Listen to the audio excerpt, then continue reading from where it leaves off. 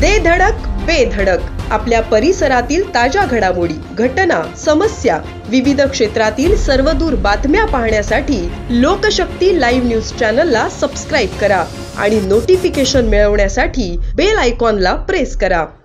महिला अत्याचारांच्या घटनेने देश हादरला आहे। मग ते बदलापूर मधले प्रकरण असो किंवा कोलकाता मधील डॉक्टर तरुणीचे। या पार्श्वभूमीवर शेतकरी कामगार पक्ष पुरस्कृत करंजडे सामाजिक, शैक्षणिक आणि सांस्कृतिक विकास मंडळ आयोजित गावदेवी क्रिकेट संघाच्या सौजन्याने माजी सरपंच दहीहंडी उत्साहात कळंबोली येथील जंक्शन दहीहंडी पथकाने महिला अत्याचार फलकाद्वारे जनजागृती फलक दर्शवित महिला अत्याचाराचा निषेध करत सलामी दिली। करंजडे शैक्षणिक सामाजिक विकास मंडळाचे अध्यक्ष माजी सरपंच रामेश्वर आंग्रे यांच्या माध्यमातून आयोजित केलेली दहीहंडी उत्साहात पार पडली।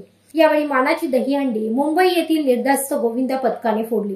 या कार्यक्रमाला माजी आमदार बाळाराम पाटील, माजी नगराध्यक्ष उद्योजक जय म्हात्रे, माजी विरोधी पक्षनेते प्रीतम म्हात्रे, शेकाप जिल्हा चिटणीस गणेश कडू, जितेंद्र म्हात्रे, माजी उपसरपंच योगेंद्र कैकाडी, पोलीस पाटील कुणाल लोंढे, महेश साळुंके आणि परिसरातील महिलांसह रील स्टार आणि युट्यूबर साक्षी देशमुख यांनीही उपस्थिती दर्शवली।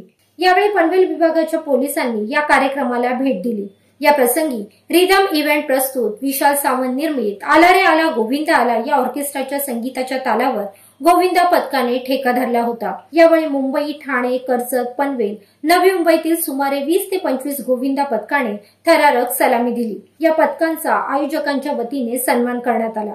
त्याचबरोबर यावर्षी मुंबई येथील निर्धास्त गोविंदा पथकाने सलामी देत करंजडेतील माजी सरपंच दहीहंडी फोडली। यावेळी माजी सरपंच रामेश्वर आंग्रे यांनी मित्र परिवारासह करंजडेकर, प्रशासन व पोलिसांचे सहकार्य केल्याबद्दल विशेष आभार मानले। लोकशक्ती लाईव्हसाठी न्यूज ब्युरो, पनवेल। अशाच सच्चाई दर्शवणाऱ्या बातम्या पाहण्यासाठी लोकशक्ती लाईव्ह न्यूज चॅनलला लाईक करा, शेअर करा आणि सबस्क्राईब करा।